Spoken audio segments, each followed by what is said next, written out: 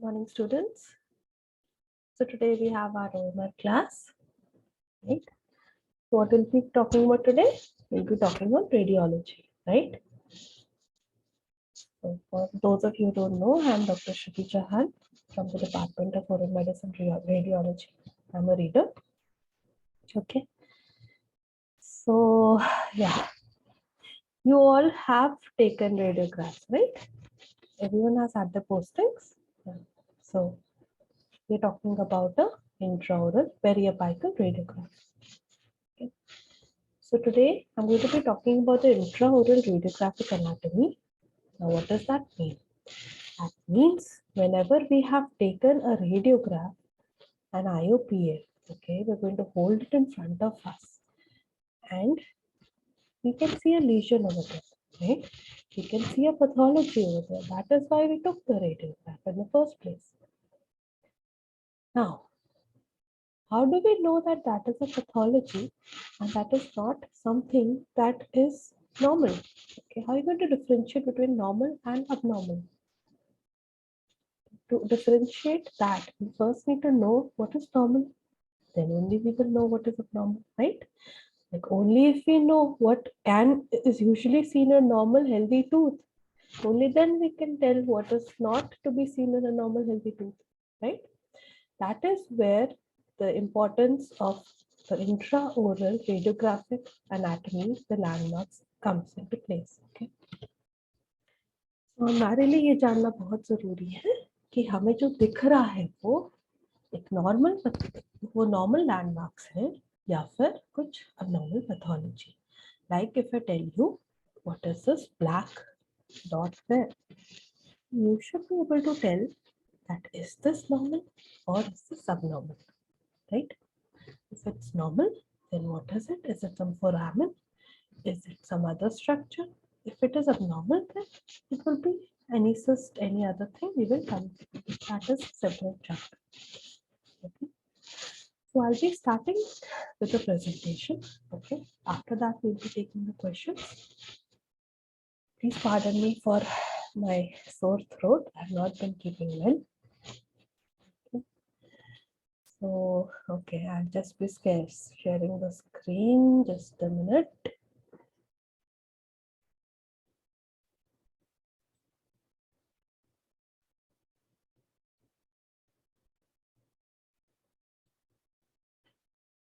Okay, so can you see my screen? Yeah.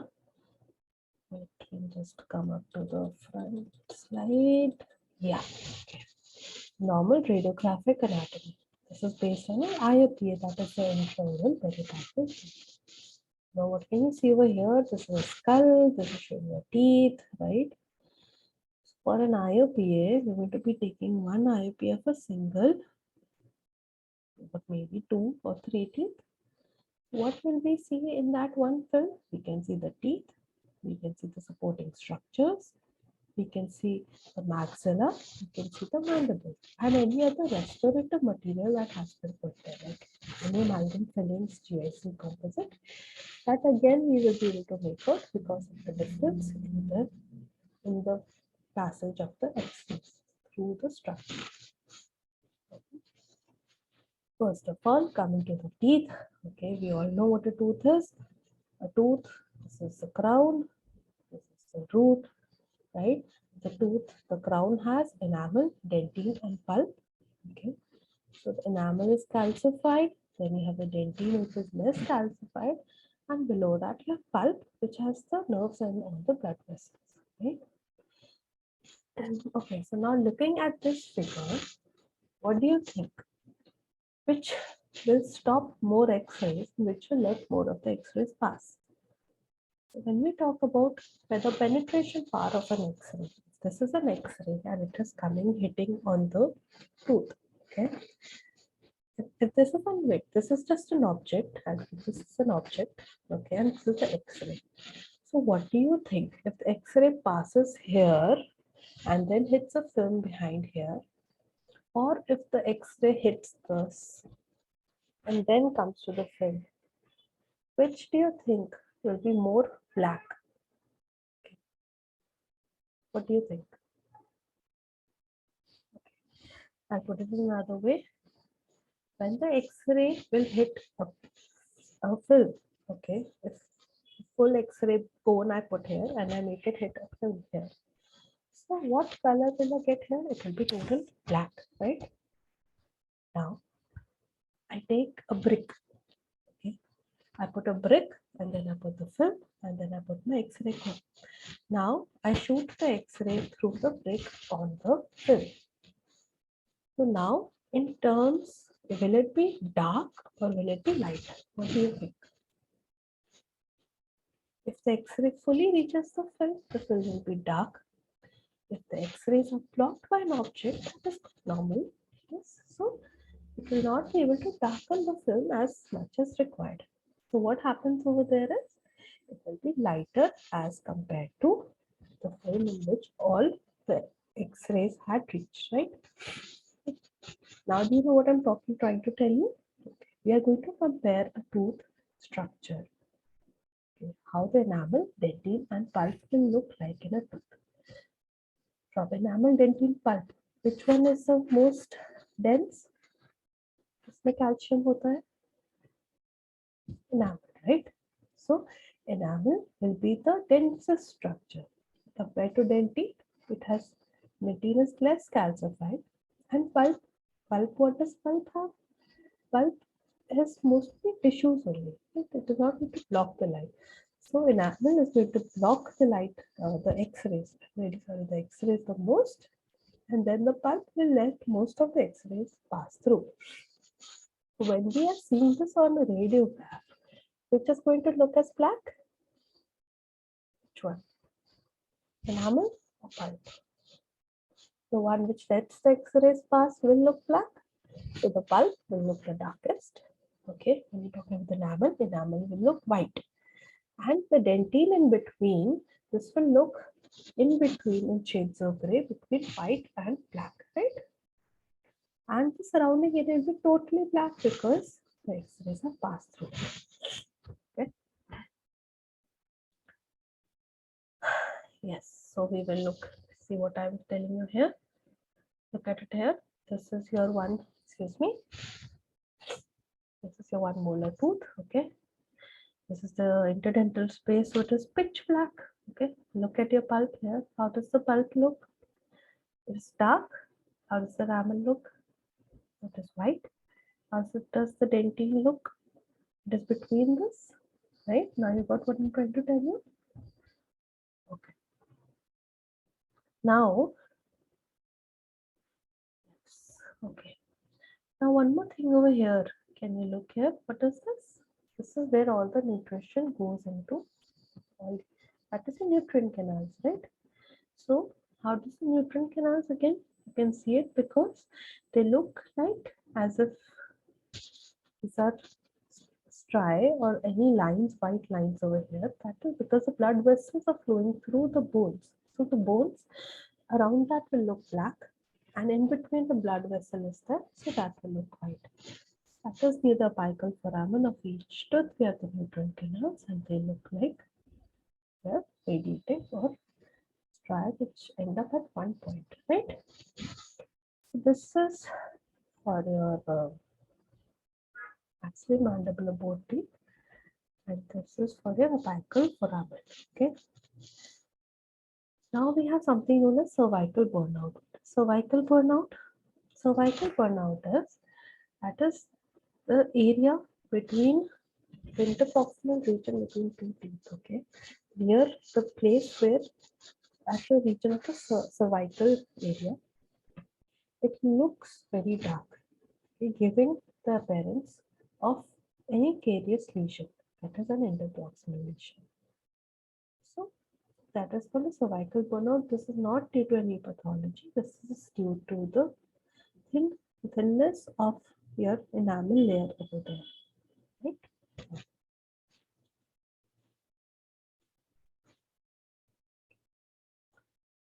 We come to a developing tooth. How do we look at a developing tooth? You see an X-ray over here. You can see this. This is one fully developed erupted molar. Okay. You can see a crown over here. and there are no roots. Now, why are there no roots? Because they've been resolved. Below that, you can see a premolar coming up. So most probably this would be a deciduous molar, right? And E. Below that, a premolar is coming. And again, if you look, the roots are not developed and still developing. When the roots get developed, they will push and erupt out of the gap, out of the gaps, right? Excuse me.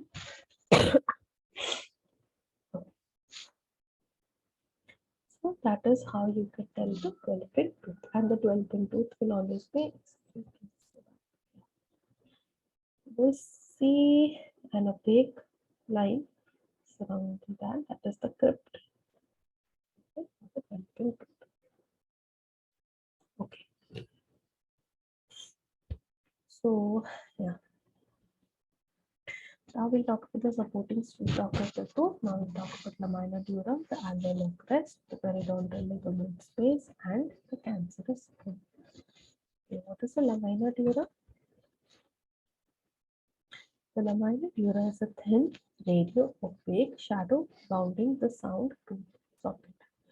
Okay, so throughout the radiographic anatomy, we are going to be talking in terms of RO and RN. What is RO? RO is radio opaque. What is radio opaque? X-ray, when they hit an object, if they block it, they will be blocked. Okay, then we will see some whiteness on the film. Right? Because it has blocked, opaque, it has opaqued, right? So it is blocked and it is white. So always put it into your mind. Radio opaque means white, right?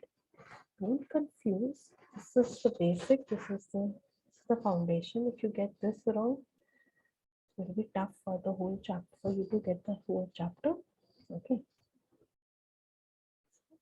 Radio opaque is black, is white, sorry.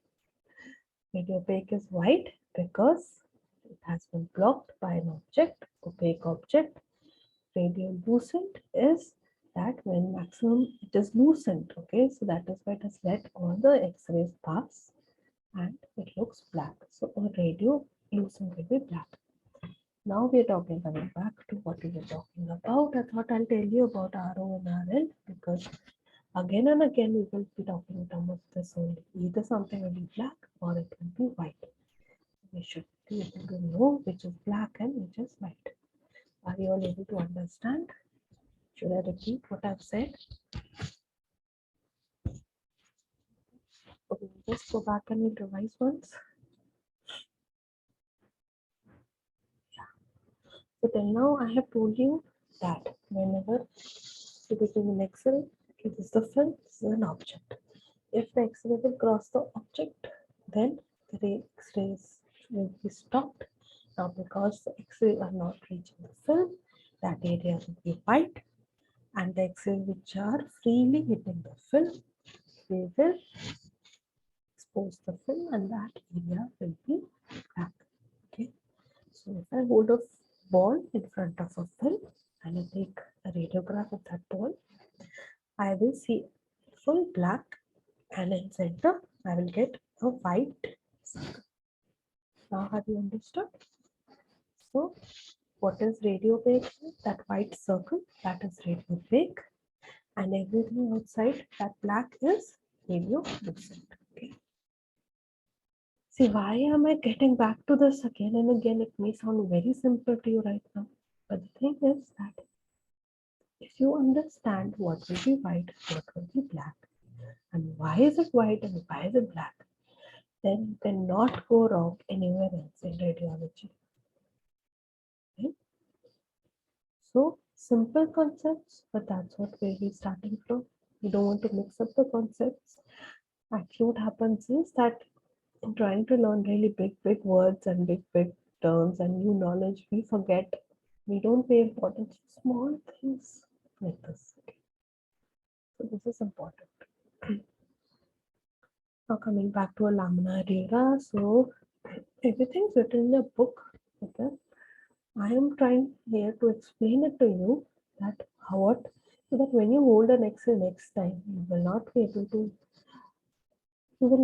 be confused, right? So it's not about the bookish language of the definitions also you should know.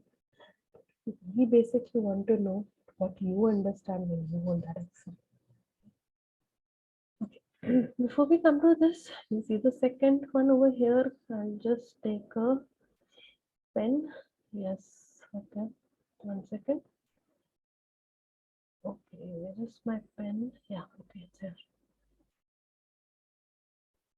Okay. Yeah. Okay. Can you see this? This is some outline here. Can you see this? Yeah. What is this? What do you think this is? Think. So we have a radiolucency black, and outside there is a radio opacity, right? Okay. So I'll just yeah. Okay. So what happened? There was an extraction over here. After the extraction, the tooth came out, and what is left here? This is the lamina dura. So what is the lamina dura? Lamina dura, it is a shadow bounding the sound tooth socket. Okay, and it is wider and more dense than the teeth of heavy occlusion.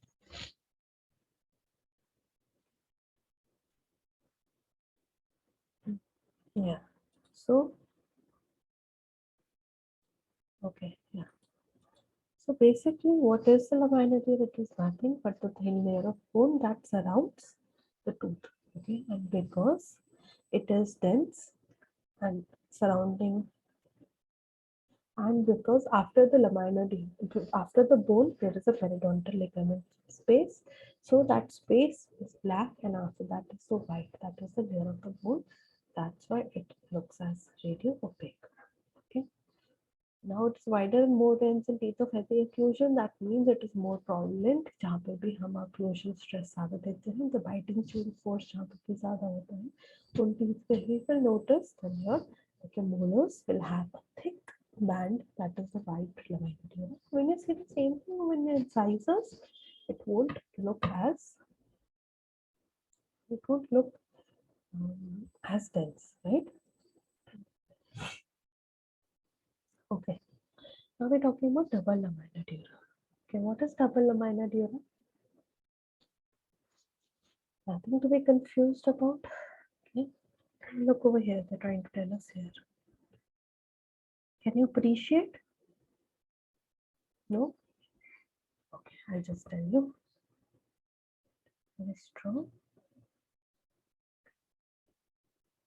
See, till now we're talking. If you're looking at that incisor over here, okay? So, incisor and उसके side पे outline, that is a lamina dura, right? Okay. So now we are talking about a three-dimensional structure, right? And we are trying to interpret it on a two-dimensional film. Okay, हमें 3D object को हमें 2D film पर तो आपने carving किया होगा DH में, right? आपने कार्व किया है, molars कार्व किए हैं, right? So there was a buccal view, and there was a mesial view, right? Which was block को है ना, फिर एक distal view and एक palatal view, right? You remember 4 views होते थे हमारे पास. ताकि हम सामने से देखते हैं तो molar will look broad, पीछे से देखते हैं तो look narrow. दूर से अगर हम देखते हैं तो similarly it will be broad somewhere, narrow somewhere. You remember? So lamina dura हमारा क्या है? It is the bone that is surrounding the root. हो सकता है एक साइड पर रूट मोटा है कि अगर मैं बाहर से देख रही हूँ, हो सकता है मेरा इस मोलर का जो रूट है that is broad, okay, and the same route when it goes parallelly तो इट विल बी नैरो. अभी मैं जब उस चीज का एक्सरे लूंगी, when I take an x-ray of the same thing, I will put a film inside, I put my cone here and I will shoot the x-ray. X-ray उस एक root को बकली भी कैप्चर करेगा and लिंगुअली भी उसका set आएगा, right? That is why the bone surrounding the buccal side of the root is one lamina dura, and the same one जो हमारा underlingual side का है, that will be your, it is the second layer. So we can see two white lines. That is your double lamina dura, right? like the buccal and the lingual. That is. Now, what is importance? Whenever the minor dura is intact, that means the pulp is vital. That means, what is the vital pulp? The tooth is healthy, that there is no infection. So the minor dura is nicely covering the whole tooth, right? Okay. Are you clear with this? Still here?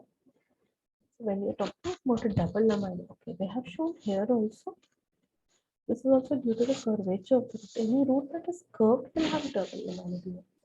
But usually long, thin roots will not have.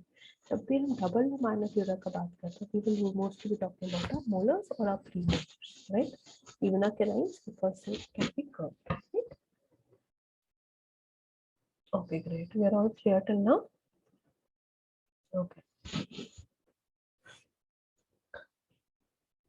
Okay. Now the next is our alveolar crest.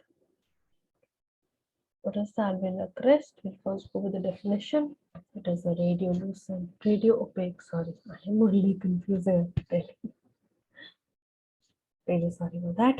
So it's a radio-opaque line between the teeth, the gingival margin of the alveolar process, cortical border of the alveolar bone, right? So it is a radio-opaque line between the teeth, the gingival margin of the alveolar process, cortical border of the alveolar bone. Okay, so the alveolar crest, when we are talking in the anterior teeth, okay, like I'll come here in this figure. Okay, this is the anterior teeth. So if you can see the alveolar, the crest, okay, it is just a point because it's a very narrow.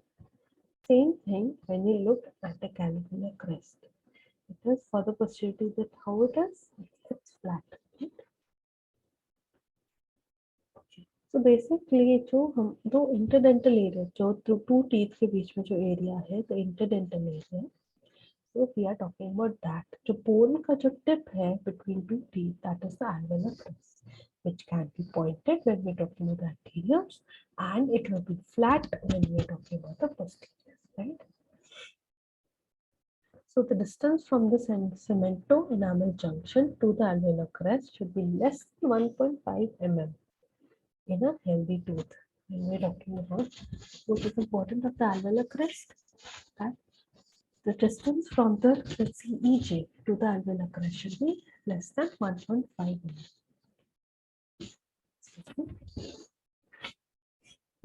Okay. Now this alveolar crest, it recedes apically with age. Age के साथ इसको क्या होता है? नीचे चला जाता है. हमारे teeth loose होते हैं इस age के साथ. Okay, what is the reason? This is going down, down, down. It reaches the apex, the apical region. The teeth become loose and then they fall off. So that is how we're going to analyze this on a radiograph. Okay. Also, age के अलावा और कब होता है इसमें? It okay. It recedes apically. It is a resorption with a periodontal disease. Okay. Okay. All right. Just a second. Yeah. Okay. All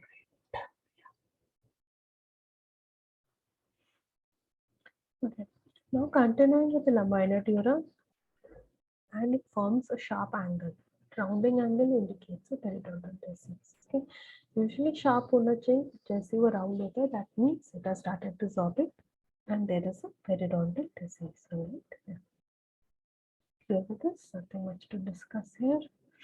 Now the periodontal ligament space. We have talked about this already. First of all, what is it? Is it white? Is it black? It is black. So black means it is radiolucent. Okay? So it is a radiolucent space between the root and the lamina dura. Okay. Now the width of the periodontal ligament varies by individual to individual. And the teeth, the location. It is thinner in the middle of the root. It is slightly widened near the alveolar crest and the apex, the fulcrum of the physiological movement of a tooth. Okay. Now the double PDL space is created by the shape of the tooth. What have we understood from here? First of all, periodontal ligament space is a radial lucent. Okay, L radial lucent. Okay, width. Okay, हम जब tooth बना रहे हैं, incisor we have drawn. Just draw an incisor over here. Okay, so if I draw an incisor over here, and this is my apex. Okay, so I'll just change the color. I will take it as black because it is black. Okay, so my periodontal ligament space will be normal here. Okay, and then alveolar crest and the apex. Okay, this is the apex, and this is the alveolar crest. The alveolar crest, and this is the apex. Okay, so ये दो जगह पे it will be wider. So if it's wider, let me just double it. Okay, let me. It is a little darker over here. It's a little darker over here. And where is it narrow? It is thinner in the middle of the root. This you have to remember. Okay. यहाँ पे thin, यहाँ पे dark, यहाँ पे dark. Got it? Yeah. So what is double PTL? Again, what is double PTL? We've talked about double lamina dura. Okay. Again, it's the same thing. अगर lamina अगर bone दो बार दिख रही है तो उस bone से पहले जो periodontal ligament है वो भी दो बार दिखेगा. You might have दो black line, दो white line on the same root. Remember, whenever we talk about anything double, if it's lamina dura or a periodontal ligament, we are talking in terms of the same root. Okay. Right. Can we proceed?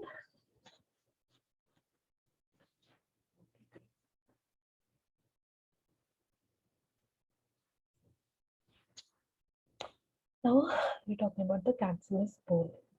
It's a cancellous bone. Bone. Okay, nothing to get worried about. हमने अभी अब teeth की बात कर ली. फिर next हमने इसका black उसके पेरिडोंटल लिगामेंट की बात कर लिया. देन उसके बाद बोन का एक लेयर का बात कर लिया. अब बोन के लेयर के बाद क्या है? What is after that layer of bone? But obvious bone. Okay. So that bone is your cancellous bone or a trabecular bone or a spongiosa. What is trabecular? Because there are bone spaces in between these hollow spaces for marrow. So that is why it is called spongiosa or trabecular bone. Thin radiopaque plates and rods or trabeculae surrounding many small radiolucent pockets of the marrow, right?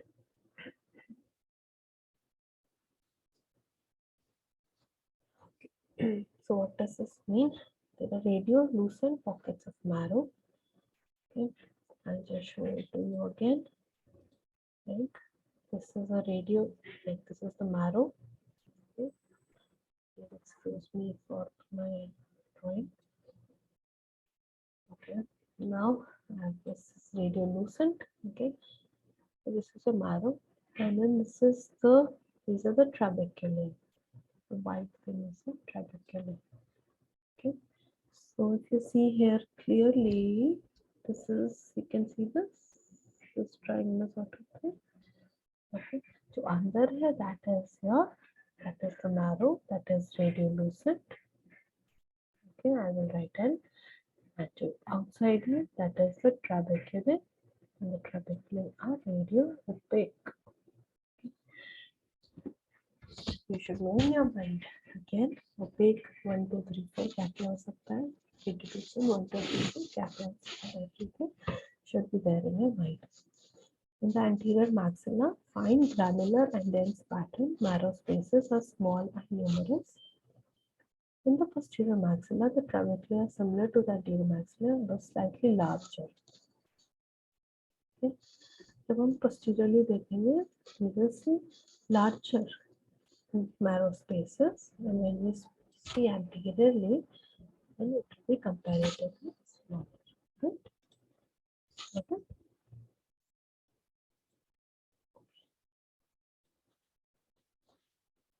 Now, yeah. Okay. Before proceeding for a break, we will cover this last.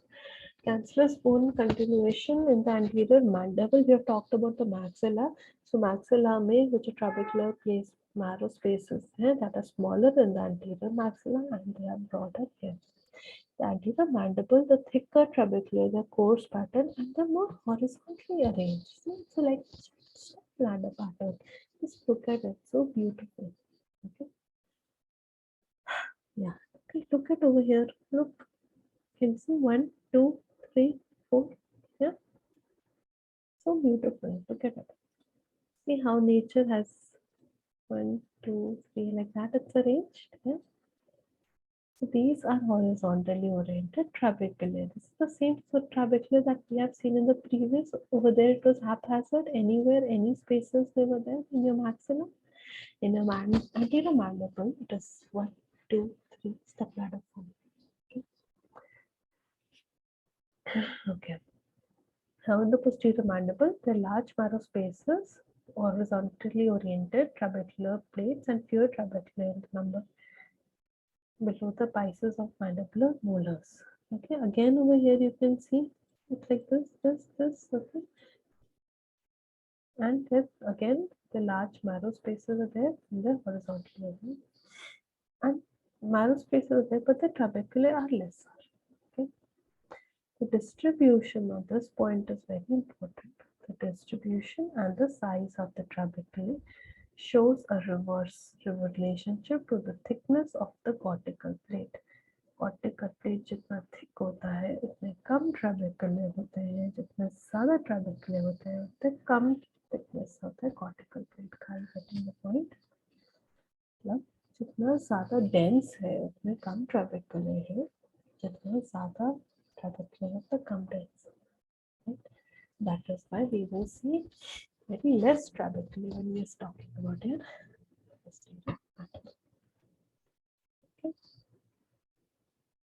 Okay, we will take a just clear this. Yes.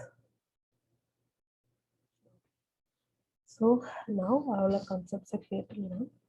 It will be easier for us to pick up each and everything. Okay. We'll take a short break and we will meet after this, right? See you.